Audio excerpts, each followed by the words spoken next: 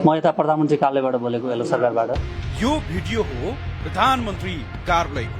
म प्रधानमन्त्री कार्यालय हेलो सरकार। म यता प्रधानमन्त्री कार्यालय हेलो सरकारबाट। आज हामी तपाईलाई देखाउने छौं प्रधानमन्त्री बालेन शाहको कार्यालयभित्र कसरी काम हुन्छ। नागरिकले खोजेको सेवा चाहिँ तुरुन्तै जहाँ रोकियो त्यहाँ समाधान गरिदिनु चाहिँ हामीले यसरी काम गरिरहेका छौँ। आजको एक्सक्लुसिभ भिडियोमा हामी देखाउँदै छौं प्रधानमन्त्री बालेन शाहको कार्यालयभित्र कसरी काम हुन्छ। कतै उपाय नलागेपछि यहाँ कल गर्नुभयो होला तपाईले पनि। हुन्छ, यो गुनासो हजुरले लिखित रूपमा हाम्रो पठाइदिनुहोस् त्यो WhatsApp-बाट। गुनासो आएको छ। यहाँ देख्न सक्नुहुन्छ धमाधम जनताको कामको समाधान भइरहेको छ। मनिषाको पछाडिपट्टिको स चाहिँ पेटचिरेको स हुनुपर्ने अर्कै स भएछ सर। बालेन सरकारले परिवर्तनको झल्को सिंहदरबारबाटै देखाउन थालेको छ।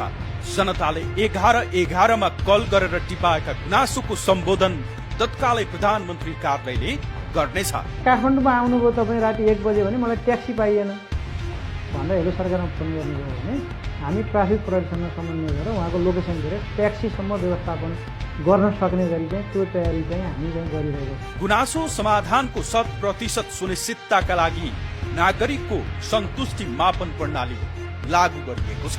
गुनासो समाधानका लागि फलोअप गर्ने र त्यसपछि त्यसको नागरिकको सन्तुष्टिको लेभलसम्म मापन गर्ने र पोलिसीका कारणले गर्दा कुनै काम भएको छैन पोलिसी सम्बन्धित निकायलाई पोलिसी फिडब्याकको लागि पनि सुधार गर्ने। नागरिकका आवाजलाई सोझै प्रधानमन्त्री, मुख्य सचिव र उच्च शासकीय तहसम्म पुर्याएर दैनिक गुनासोहरूको स्थायी समाधान गर्ने गरी हेलो सरकार कक्षले आफ्नो सेवालाई प्रविधि मैत्री र नतिजामुखी बनाएको छ।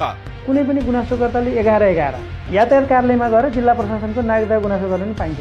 हेलो सरकार मार्फत गुनासो टिपाउन के गर्नु पर्ला, तपाईले टिपाएको गुनासो सम्बोधन हुन कति समय लाग्ला, कति झन्झट होला, यो जान्नका लागि यो भिडियो पुरै हेर्नुहोला। अनि त्यहाँ जिल्ला प्रशासन कार्यालयमा पनि उजुरी लिने मानेको रहन्छ पहिले।